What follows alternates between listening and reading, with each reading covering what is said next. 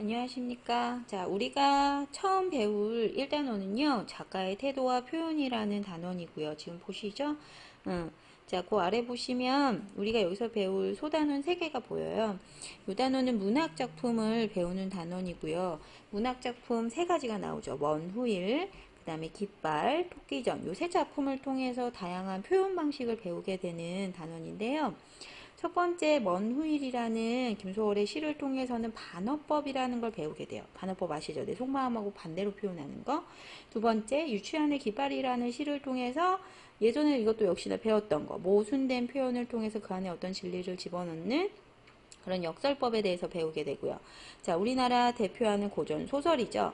토끼전이라는 소설을 통해서 풍자, 비판하는 태도에 대해서 배우게 돼요.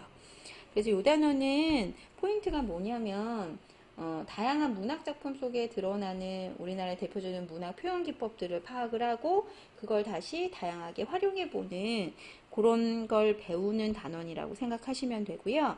그래서 제일 처음에 나와 있는 맨 처음에 대단원 도입 부분에 간단한 내용부터 먼저 정리를 하고 본격적으로 시에 대해서 배워보도록 할게요. 자, 그러면 첫 번째 문단 보실까요?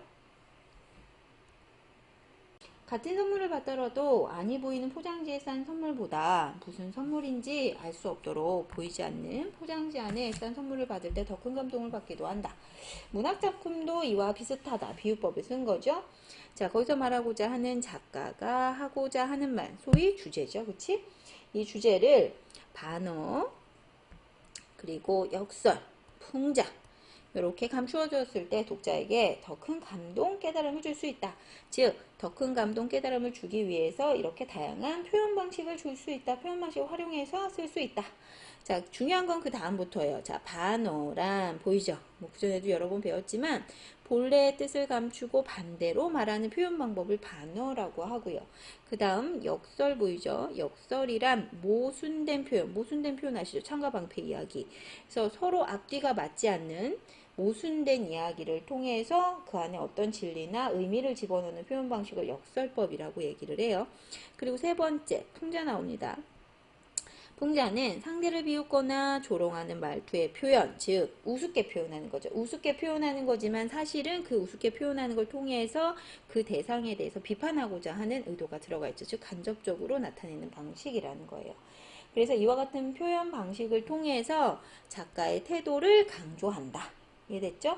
그래서 여기 문단이 반어와 역설, 풍자의 각 개념과 그 다음에 이런 개념을 통해서 어떤 표현 효과를 얻을 수 있는지를 간단하게 정리한 문단이었어요. 그래서 10페이지는 요 내용만 정리하시면 되고요. 이제 넘어갈까요? 넘어가셔서 이제 본격적으로 반어와 속내라는 그 단원에 해당되어 있는 먼 후일이라는 시를 볼게요. 페이지는 14쪽 펴시면 되고요. 쭉 넘어가셔서 자, 첫 번째 먼 후일이라는 김소월의 시부터 먼저 정리를 하겠습니다. 아시겠지만 여기 빈칸 부분에다가 본인들이 알아서 정리를 하시는데 제가 간단하게 핵심 정리 불러드릴게요. 첫 번째 갈래부터 정리합니다. 갈래. 형식 자유로운 자유시고요. 자유시. 그 다음에 감정을 푼 서정시. 갈래는 자유시, 서정시. 얼른 쓰세요. 저 확인합니다. 두 번째 성격은요. 애상적. 자, 여기에서 말하는 애상 아시죠? 여기에서 말하는 애상이라는 거는요. 요 애상할 때 대부분 이 애가 사랑해라는 표현을 많이 쓰는 거 아닌 거 아시죠? 슬프래예요. 슬프래. 여기서 말하는 애는 슬프래. 잘 기억해 두시고. 자, 그리고 애상적이고요. 자, 그 다음에 민요적이다. 자, 민요적 성격을 지녔다. 여기서 말하는 민요적이라는 건 이 김소월이라는 작가는 항상 삼음보의 율격을 활용해서 쓰거든요. 삼음보라는 말은 아시죠? 삼음보라는 거는 세 개로 나눠서 끊어 읽는 걸 삼음보라고 얘기를 하는데요. 그 세 개의 율격으로 끊어 읽는 거를 우리 민요의 성격, 우리 예전에 고전 시가 중에 민요의 성격이랑 비슷하다, 운용 형성 방법이랑 비슷하다 해서 민요적이라고 얘기를 해요. 그 다음에 두 번째, 이제 세 번째구나. 제재라는 거는 주제가 되는 소재, 소위 말하면 중심 소재죠. 그 제재는 임과의 이별, 하셨어요? 임과의 이별. 그 다음 네 번째 이제 주제 씁니다. 주제 떠난 임에 대한 강한 그리움, 강한 그리움, 너무너무 그리워요, 보고 싶어요, 이런 걸 표현한 시예요. 내용은 아주 쉽죠. 자, 그 다음에 특징 딱 두 가지만 쓰죠. 특징 첫 번째. 가정이라는 말 아시죠? 가정 if, 우리 if 용법이라는 거 영어 시간에 배우잖아요. 그래서 가정의 상황. 실제 일어난 건 아니야. 근데 그 상황을 가정에서 표현하는 거거든요. 그래서 특징 첫 번째, 가정의 상황을 통해서 체크하고 계시나요? 가정의 상황을 통해서 정서를 드러내. 가정의 상황을 통해 정서 제시. 가정의 상황 통해 정서 제시. 그 다음 두 번째. 요 단원에서 배울 반어라는 표현 방법 쓸 거거든요. 그래서 두 번째, 반어적 진술. 반어라는 거는 내 속마음하고 반대로 표현하는 걸 반어라고 얘기한다고 했어요. 그래서 반어 쓰시고. 반어 다 하셨나요? 그래서 반어적 진술. 거기에다가 반복과 변조. 그러니까 반복이라는 건 동일한 내용을 되풀이하는 거잖아요.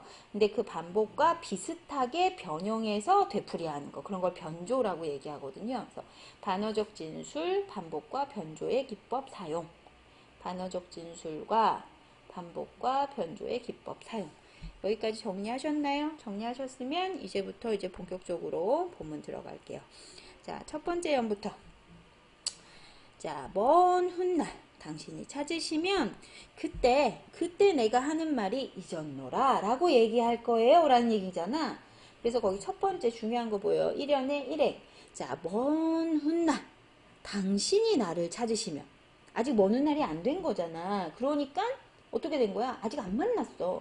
나중에 당신이 찾으신다면, 그래서 여기 면이라는 거 보이죠? 요런 걸 갖다가 우리가 가정법, 아직 안 만났어. 그래서 if. 자, 그때가 된다면, 여기는 재회의 상황이죠. 자, 어떤 걸 체크를 한 거냐? 재회의 상황을 가정했습니다. 재회의 상황을 가정해서, 됐죠? 그때 가서 내가 잊었노라 얘기할 거래요. 근데 중요한 건 그거야. 그때 가서 잊었다고 얘기할 건데 지금은 잊었어, 못 잊었어? 못 잊은 거잖아. 그러니까 잊었노라 라고 얘기하는 거는 내 마음과 반대라는 거지. 그래서 이 부분에서 우리가 뭐라고 얘기해. 그치? 여기에서 나오는 게 바로 반어라고 얘기하는 거죠. 내 속마음하고 반대로 못 잊었으니까. 그리고 요 뒤에 보면 잊었노라. 그리고 무척 그리다가 잊었노라. 그 다음 믿기지 않아서 잊었노라. 먼 훗날 그때 가서 잊었노라. 잊었노라가 반복되긴 하는데 그 앞에 한 개씩 붙었죠. 그래서 요거를 갖다가 우리 흔히 얘기하는 아까 앞에서 정리했던 거 반복과 변조를 통한 표현 방식이라고 얘기를 하는 거예요. 이해되셨죠? 자, 그래서 첫 번째는 다시 먼 훗날 당신이 그때 나를 찾으면 그때 가서 내 말이 잊었노라라고 얘기할 거야. 근데 어쨌든 간에 난 지금 못 잊었어. 그래서 반어법이야. 이해되지? 그래서 첫 번째는 정리합니다. 먼 훗날 첫 번째 소주제 체크합니다. 자, 첫 번째 소주제. 먼 훗날 당신과 만났을 때의 나의 반응. 됐죠? 먼 훗날 임과 다시 만났을 때 나의 반응. 자, 그 다음 두 번째 연으로 넘어가시면, 자, 당신이 속으로 나무라면, 자, 다시 한번 가정을 합니다. 어떻게? 나무란다. 꾸중한다는 얘기죠. 속으로 나무라면 그때 가서 내가 다시 그냥 잊은 건 아니고 무척 그리다가라는 표현은 무척 너무너무 그리워하다가 그때 가서 잊었노라 라고 얘기할 거래. 그만큼 나는 지금 그 사람을 어떻게 강렬하게 아주 많이 그리워하고 있어요 라는 표현인 거예요. 이해되셨죠? 여기도 마찬가지로 가정법이죠. 자, 두 번째 파트 이어는 임의 비난에 대한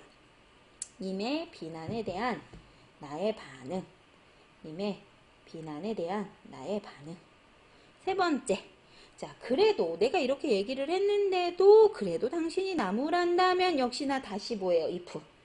당신이 나무란다면 믿기지 않아서, 뭐가 믿기지 않은 거야? 이별이 믿기지 않아서. 지금 내 상황이 그런 거지. 이별을 받아들일 수 없어. 당신과 나랑 헤어지는 이 상황이 나는 너무너무 힘들고 받아들여지지 않아. 그래서 잊었노라. 먼 후일에. 지금은 못 잊었고. 이해됐죠? 자, 그래서 세 번째 파트, 세 번째 연 다시 정리합니다. 임에 계속되는 비난에 대한, 임의 계속되는 비난에 대한 나의 반응. 계속되는 비난에 대한 나의 반응. 자, 그리고 다시 한번 얘기합니다. 오늘도 어제도 아니 잊었어요. 이 말은 임을 잊을 생각이 사실은 없어요. 지금 어제도 그랬고요. 오늘도 그랬고요. 사실 당신은 잊을 생각이 없거든요. 그래서 먼 훗날 어느 그때가 되면 그때 잊었노라 라고 얘기할 거예요. 이런 뜻이잖아. 결국 이 말은 뭐야? 나 잊었어, 잊을 거야 라고 얘기할 거지만 그거는 먼 훗날의 이야기고 지금은 너를 잊지 못했어 라는 표현인 거지. 결국 이 말은 뭐야? 정말 애절하게 지금도 그 사람을 잊지 못하고 너무너무 그리워하고 있어요 라는 나의 애절한 마음을 표현한 거죠. 특히 여기 나오는 이 먼 훗날이라는 표현 있잖아요. 여기에다가 시간적 거리 그리고 그리움의 깊이. 시간적 거리와 그리움의 깊이가 비례한다는 말 아시죠? 정비례하는 거. 시간적 거리가 시간이 쭉 흘러갈수록 그리움의 깊이도 점점 깊어진다 라는 표현인 거죠. 그래서 시간적 거리와 그리움의 깊이가 비례한다. 거기 써두시고 마지막 네 번째 이제 정리합니다. 마지막 네 번째 소주제. 임을 잊지 못하는 나의 애절한 마음. 나의 애절한 마음. 정리하고 계세요? 임을 잊지 못하는 나의 애절한 마음. 자, 그 다음에 여기에서 이제 다시 한번 정리를 해 두실 게 뭐가 있냐면, 우리가 좀 아까 쓴 부분이긴 한데요. 아까 이 시의 표현상 특징이거든요. 이 시의 표현상 특징 중에 우리가 가정법 했었잖아요. 기억나시죠? 가정법을 했었는데 그 가정법의 기본 효과를 간단히 정리를 할 건데요. 여기 가정법, 여기에다가 옆에다 땡땡하고 정리. 자, 여기 보면 먼 훗날 내가 나를 찾으시면, 그쵸? 그리고 당신이 나무라시면 이런 표현이잖아요. 그래서 요거는 거기 옆에다 써요. 일어나지 않은 일을 가정하여 됐죠? 일어나지 않은 일을 가정하여서 시상전개. 시상이라는 건 시의 흐름이란 뜻이에요. 그래서 시를 전개시킬 때 가정법을 기본으로 써서 시를 흘러가게 전개시키고 있다. 이런 표현인 거죠. 그 다음에 우리 아까 얘기했던 반어법이라는 것의 표현상의 특징. 아시죠? 여기는 반어. 뭐라고 써야 돼? 임을 잊지 못하는 마음을 사실은 애절하게, 너무너무 애절하게 그리워하고 있죠. 그래서 임을 그리워하고 잊지 못하는 마음을 잊었노라라고 반대로 표현했다. 잊었노라라고 반대로 표현하셨어요. 거기까지 정리하셨나? 이제 마지막으로 하나만 더 정리하시면 되는데, 이제 뭘 쓰시냐면 거기 빈칸 아무데나 자기들이 쓰기 좀 편한 데다가 정리를 하시면 되는데, 이 김소월이라는 작가가 정말 유명한, 우리나라를 대표하는 한국의 대표적 시인이잖아요. 그래서 이 사람의 기본적인 김소월 시의 특징을 먼저 정리를 할 건데, 특히 이 먼 후일이라는 시에 드러나는 김소월 시의 특징이에요. 그래서 거기 빈칸에다가 제목이 뭐냐면 이 시에 드러난 김소월 시의 특징. 그러니까 이 시뿐만이 아니라 김소월이라는 작가 시에 대한 기본적 특징을 정리할 거예요. 5개 정도? 1번부터 5번까지 정리할 건데, 그 중에서 첫 번째부터 시작할게요. 첫 번째, 민요적 율격. 아까 얘기했었죠? 민요적 율격이라는 거는 사문보의 시어 배열에서, 그러니까 세 개로 끊어있는 시어 배열에서 전통적 운율을 느낄 수 있거든요. 그래서 이게 첫 번째. 됐어요? 첫 번째, 민요적 율격. 그 다음 두 번째, 여성적 어조. 보통 별로 마음에 안 들긴 하지만 어쨌든 시에서 존칭어를 쓰잖아요. 임에 대한 존댓말, 부드러운 문체, 우유체 이런 거 쓰면 여성적 어조라고 얘기하거든요. 근데 실제로 김소월이라는 시는 남자예요. 아시죠? 근데 이 사람의 시는 대다수가 다 여성적 어조예요. 경어체를 사용하고 있고. 그래서 두 번째 특징, 여성적 어조. 세 번째, 그리움의 정서. 이 사람 시의 가장 큰 특징은 그리움이라는 정서가 아주 강렬하게 드러나거든요. 그래서 세 번째, 그리움의 정서. 그 다음 네 번째, 네 번째, 민족적 정서 한. 아, 한스럽다. 아, 나 한 맺혔어. 이런 표현 있죠. 그걸 얘기하는 거고요. 보통 우리나라 시가 문학을 쭉 보면 고전부터 쭉 현대시까지 이어질 때 우리가 이별하는 것에 대해서 되게 서글퍼하고 안타까워하는 유형의 시들이 되게 많거든요. 그런 주제를 갖고 있는 시들을 보통 대부분 이별의 정안을 노래했다라고 표현을 하는데, 그러한 이별의 정안, 이별의 정안이라 하면 이별하고 나서 남아있는 모든 감정 전부 다라고 생각하시면 돼요. 이 정안이라는 표현이 한스럽고 보고 싶고 뭐 그립고 안타깝고 뭐 원망스럽기도 하고 뭐 이 등등등 뭐 이런 거 있잖아요. 이런 모든 감정을 다 표현해서 이별의 정안이라고 얘기하거든요. 그러니까 요게 민족적 정서, 이별의 한을 다뤘다. 이별의 정안. 요게 네 번째 특징이 돼요. 그 다음 다섯 번째, 아까 잠깐 얘기했었던 거, 애상적인 느낌이 난다라는 거 했죠. 애상적은 슬픈 느낌이라고 그랬어. 그래서 다섯 번째, 애상적 분위기. 애상적 분위기. 다섯 번째, 여기까지 쓰셨나요? 그러면 첫 번째 시, 먼 후일, 김소월 시에 대한 간단한 내용 정리는 이제 마무리됐고요. 우리가 다음번에 역설의 표현 방법을 배웁시다. 자, 여기까지 마무리할게요. 수고하셨어요.